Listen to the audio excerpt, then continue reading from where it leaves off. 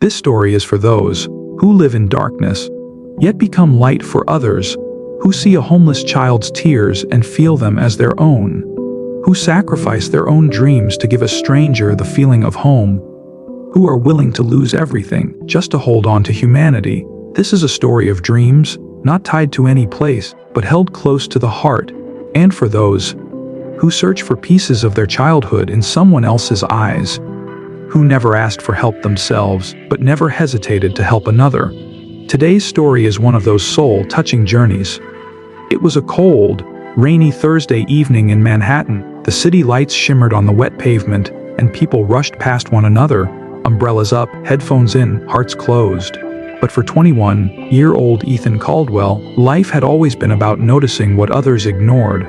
Born into wealth, raised with privilege, yet strangely untouched by arrogance, Ethan had something his billionaire father Thomas Caldwell often dismissed as a weakness.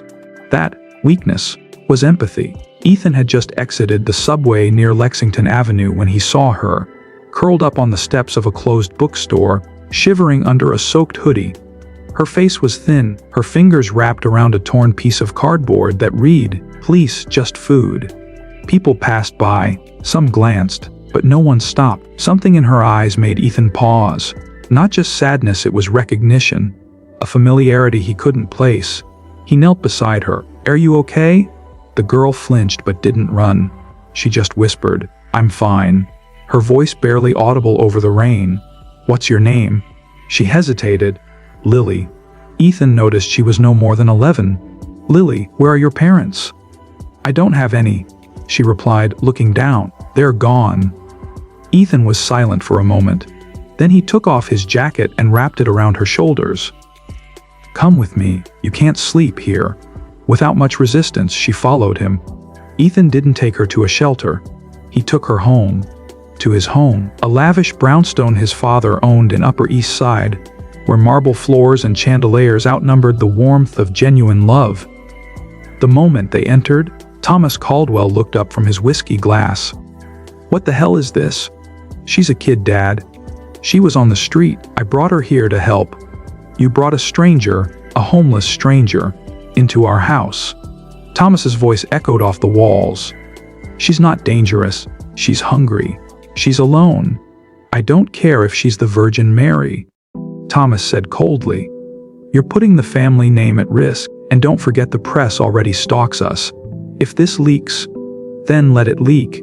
Ethan interrupted. "Let them see what kindness looks like." Thomas stormed off. Ethan took Lily to the guest room, gave her warm clothes, and sat with her while she ate. She ate like she hadn't eaten in days. She told him bits and pieces. Her mother had died in an accident. Her father had disappeared when she was 6. Foster homes, shelters, escapes. That night, while she slept peacefully for the first time in years, Ethan sat awake. He knew what he did was risky. His father had a reputation to uphold. The company they owned, Caldwell Enterprises, was worth billions. But Ethan also knew this girl needed someone, and he wasn't going to let her go. The next morning, the media had already caught scent of the story.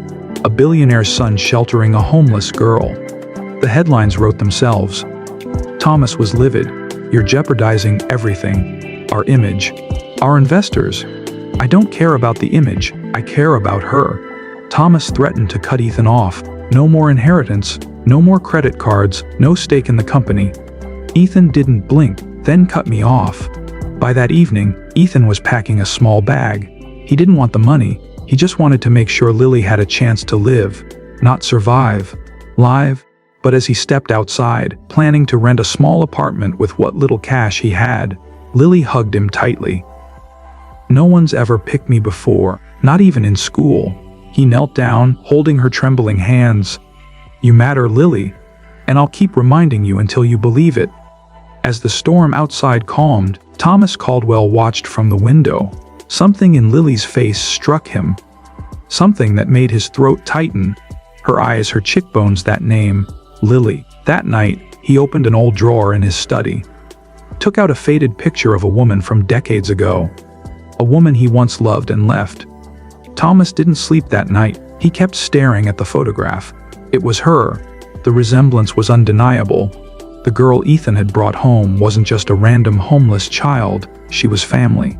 Her mother, Maria, she had been the love of his life before money corrupted his choices. They were young, broke, and dreaming. When Thomas's father forced him to choose between love and legacy, he chose wealth. Maria never contacted him again. He didn't know she had a child. He remembered her final letter, never opened, buried under corporate files. With trembling hands, he pulled it out. It read, "Thomas, you don't owe me anything, but if something happens to me, please find our daughter. Her name is Lily." Maria. His knees buckled. This was his granddaughter. The next morning, Ethan woke up to find Thomas already in the kitchen, making pancakes. A rare sight. Lily giggled as Thomas awkwardly flipped one onto a plate. "Morning," Ethan said cautiously. Thomas looked up, eyes soft. "Can we talk?" They sat down. Thomas pulled out the letter. "She's my granddaughter, Ethan." Ethan was stunned. "What?" "I was with her mother years ago. Before your mother. Before all this." He gestured around the room. "I didn't know. I abandoned her.